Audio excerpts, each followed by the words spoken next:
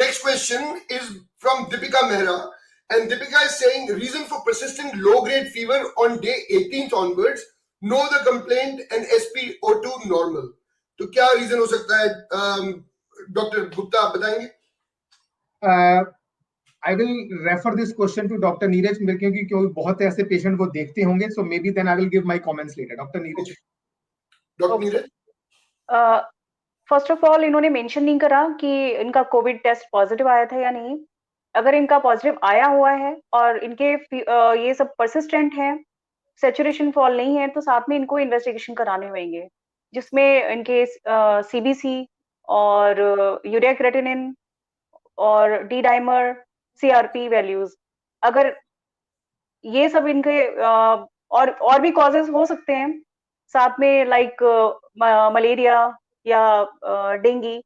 तो अगर इनका साथ में इनको कॉफ है या नहीं है, इन्होंने ये भी मेंशन नहीं करा. कोविड रिलेटेड इनके जो सिम्टम्स हैं वो फीवर के अलावा और है नहीं है, ये भी हमें कंसिडर करना पड़ेगा. अगर ये सारे सबसे और कुछ नहीं है तो ब्लड टेस्ट के साथ में देखना होगा कि इनके इस टाइम पे ये सारी चीज चल रही है नहीं चल रही, और इस टाइम पे एटलीस्ट डॉक्टर को कंसल्ट करें.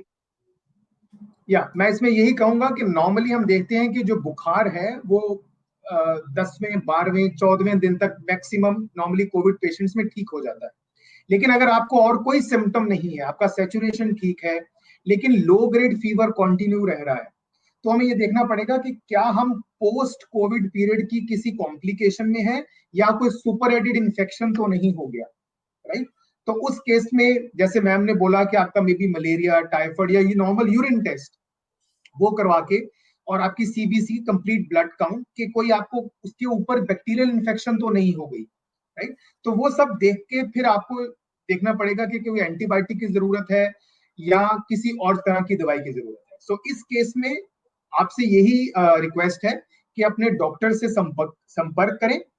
अगर डॉक्टर नहीं मिल पा रहे हैं तो कम से कम एक ब्लड टेस्ट, सिंपल सीबीसी, अपना यूरिन और सीबीसी तो अवश्य कराएं ताकि देखें कोई एक्टिव इन्फेक्शन तो नहीं चल रहा. तो अभी दीपिका ने मैसेज लिखा है, she saying test was negative, CBC and all blood reports are normal and there is no cough. Okay. So I think maybe Dr. Neeraj, you can go ahead. Same as you told sir कि हमें और भी चीज देखनी पड़ेंगी साथ में.